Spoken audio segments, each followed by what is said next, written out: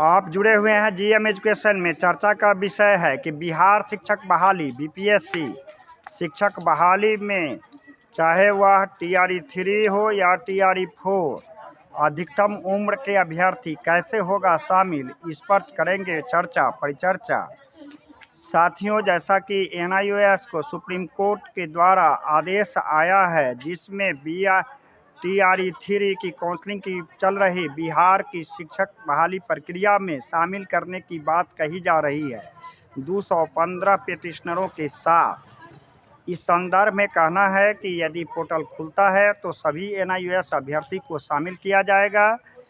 और क्या शिक्षा विभाग काउंटर फाइल लगाती है, इसके संदर्भ में देखना है और आप लोगों को भी नज़र बनाए रखना है। लेकिन इस बीच की अवधि में क्या करना चाहिए, प्रदेश के तमाम एनआईओएस अभ्यर्थी ऐसा जिसका उम्र अधिक हो चुका है नियमतः शिक्षक बहाली प्रक्रिया में भाग नहीं ले सकते हैं। जैसे सामान्य वर्ग के लिए 37 वर्ष, ईबीसी बीसी के लिए 40 वर्ष, एसटी के लिए 42 वर्ष रखा गया है। इससे अधिकतम उम्र के अभ्यर्थी के आधार कार्ड और सीटेड स्टेट की सर्टिफिकेट, मेरा व्हाट्सअप नंबर है 9304857942, यही मेरा संपर्क सूत्र है, इस पर भेजने का प्रयास करें। चूँकि यह पता चल सके कि प्रदेश में उम्र की बाध्यता के कारण कितने ऐसे अभ्यर्थी हैं जो किसी भी कारण से, अगर टीआरई 3 की प्रक्रिया शुरुआत होती है खास करके एनआईओएस शिक्षक अभ्यर्थी को,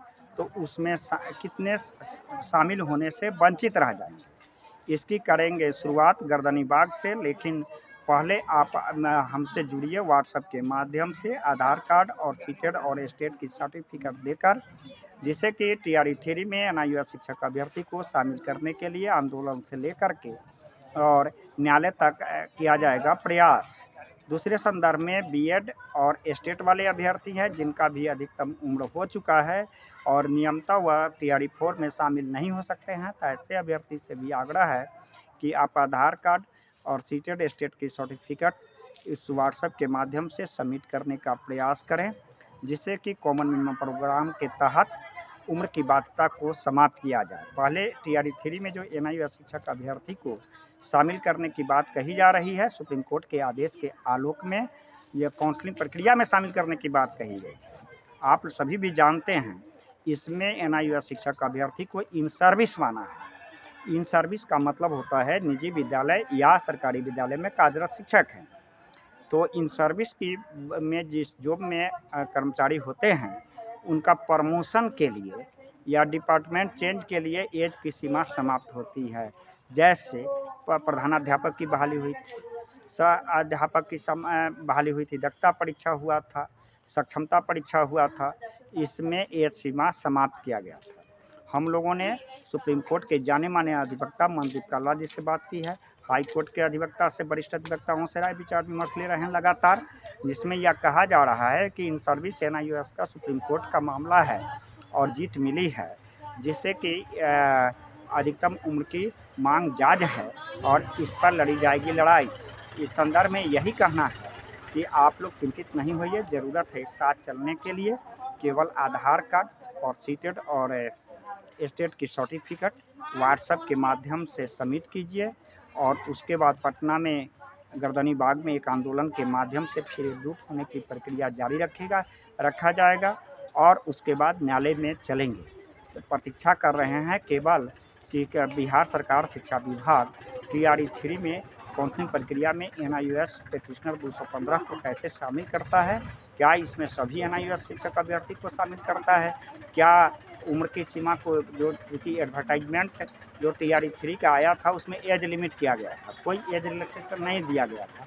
तो नियमता और स्वभावता बहाली प्रक्रिया में टीआरई 3 की अगर काउंसलिंग प्रक्रिया में शामिल करने के लिए आयोग पुनः परीक्षा लेती है तो उसे शामिल नहीं किया जाए। तो कानून क्या कहता है, इस पर चलेंगे। हम अधिवक्ता से राय विचार किए हैं, चूँकि इन सर्विस मामले को एज रिलैक्सेशन देना चाहिए और मिलेगा न्यायालय से। और ऐसे भी हम लोग शिक्षा मंत्री और शिक्षा जगत की जुड़े व्यक्ति से बातचीत करने का प्रयास कर रहा हूँ। इसलिए एकजुटता जरूरी है, ज़रूरत है। प्रदेश के तमाम अधिकतम उम्र के अभ्यर्थी, चाहे सीटेड हो, एनआईओएस हो, बीटेड हो, सभी को स्टेट हो, एक साथ आने की ज़रूरत है, तभी हम लड़ाई को आगे बढ़ा पाएंगे। और चूँकि विडंबना यह है कि नियमावली बहाली की प्रक्रिया एडवर्टाइजमेंट निकलता है और कम समय अल्प अवधि के विराम के बाद में परीक्षाएं होती है। परीक्षा के बाद रिजल्ट का प्रकाशन होता है और बहाली प्रक्रिया कंप्लीट हो जाती है। जैसा विगत TRE-1, TRE-2, TRE-3 में आपने देखा। तो इसमें क्या होता है कि न्यायालय कहती है कि प्रक्रिया क्षेत्र की परीक्षा समाप्त हो गई, इसलिए आगे की सुनवाई नहीं करती और डिसमिस कर देता है। इसलिए हम लोगों ने अध्यक्षता से पूरे बिंदु पर बात किया है कि कैसे जीत हासिल हो एज रिलैक्सेशन संबंधी। इसलिए प्रदेश के तमाम शिक्षक अभ्यर्थी जो उम्र की बाध्यता के कारण आगामी TRE-4 की परीक्षा में शामिल होने से वंचित होने वाले हैं, उन लोगों को एकजुटता होने की ज़रूरत है और संघर्ष करने की ज़रूरत है। आइए एक साथ जुड़े और सचिवालय से लेकर शिक्षा विभाग, सरकार, न्यायालय का दरवाजा खोलता है, तभी आपकी जीत मिलेगी और आपकी गूंगी और बाहरी सरकार बात सुनेगी और तब आपकी जीत मिलेगी और तभी गूंगी और बाहरी सरकार, शिक्षा विभाग आपकी बात सुनेगी और TRE-3 हो या TRE-4 उस परीक्षा में शामिल हो पाइएगा। मेरा संपर्क सूत्र है 93 048 57 942। धन्यवाद।